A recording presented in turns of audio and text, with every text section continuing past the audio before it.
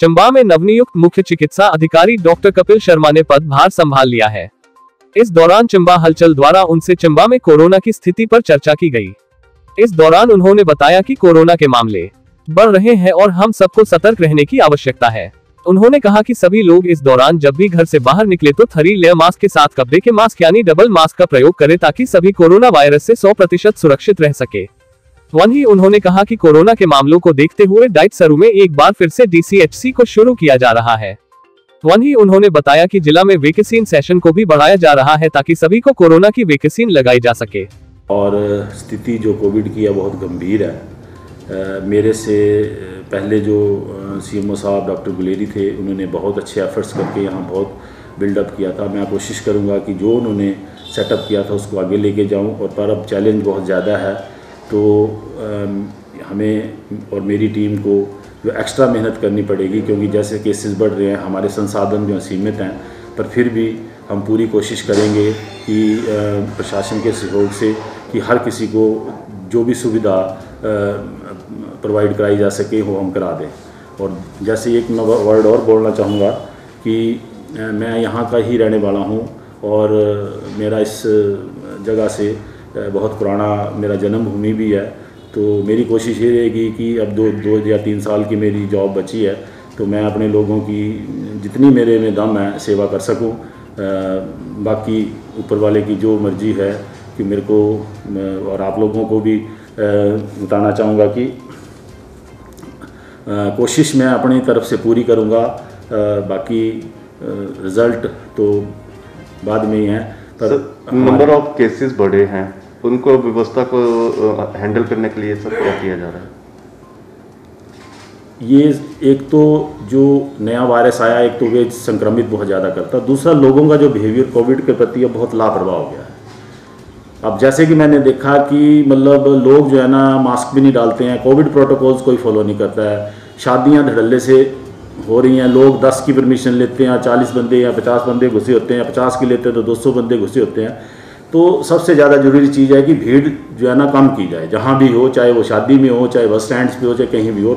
और social distancing का जो है ना वो 3 फुट 3 गज दूरी का पालन किया जाए।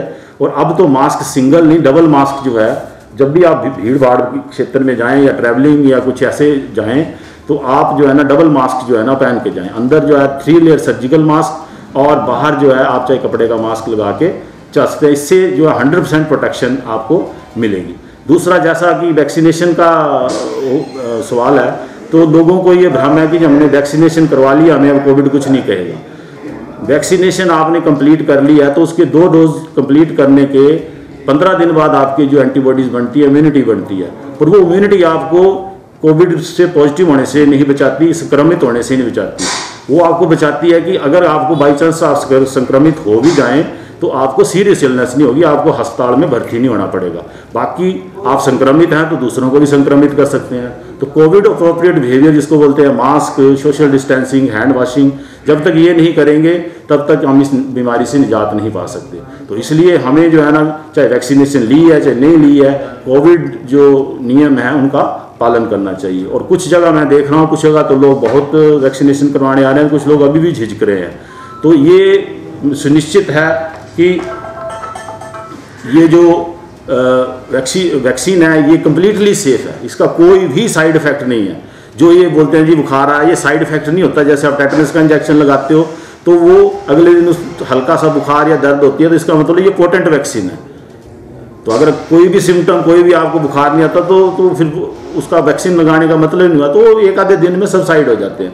तो मैं चंबा की जनता से अपील करूंगा आपके माध्यम से कि वो भारी संख्या में आए। हम कोशिश कर रहे हैं कि उनके घर के नज़दीक जो इंस्टीट्यूशंस हैं वहाँ लगा रहे हैं, जो हॉस्पिटल्स में लगा रहे हैं। आगे आने वाले टाइम में और इसको बढ़ाएंगे, जैसे जैसे हमारी जो आगे बढ़ेगी। तो जहाँ जहाँ वैक्सीन का सेशन लगता है लोग भारी संख्या में आएँ, वैक्सीन लगवाएँ ताकि सुरक्षित रहें, खुद भी सुरक्षित रहें, लोगों को भी सुरक्षित करें। सर, कोविड सेंटर जो चंबा में और डलहौजी में शुरू होता है, इसके अलावा भी बढ़ाए जा रहे हैं वो? हाँ, जैसे कि कल ही हमारी डीसी चंबा जी से बात हुई है, तो उन्होंने एग्रेसिवली हमें तैयारी करने के लिए बोला कि भाई अभी आप क्योंकि केसेस बढ़ गए हैं तो आज से ही हमारा जो DCHC अब शुरू कर रहे हैं हम सरू में।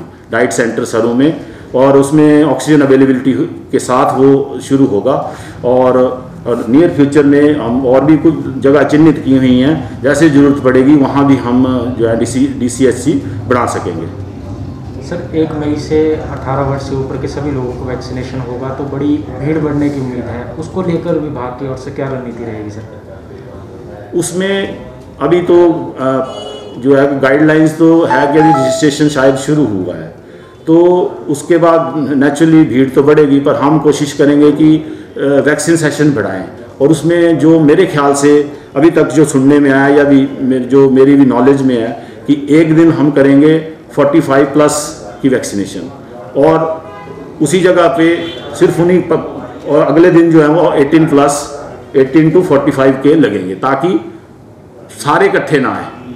ये 2 सेक्टर में बांट देंगे, एक दिन 18 से लेके 45 और दूसरे दिन 45 से लेके अबव।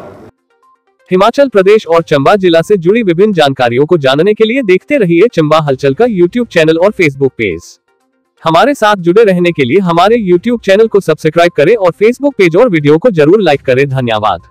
देखते रहिए चंबा हलचल।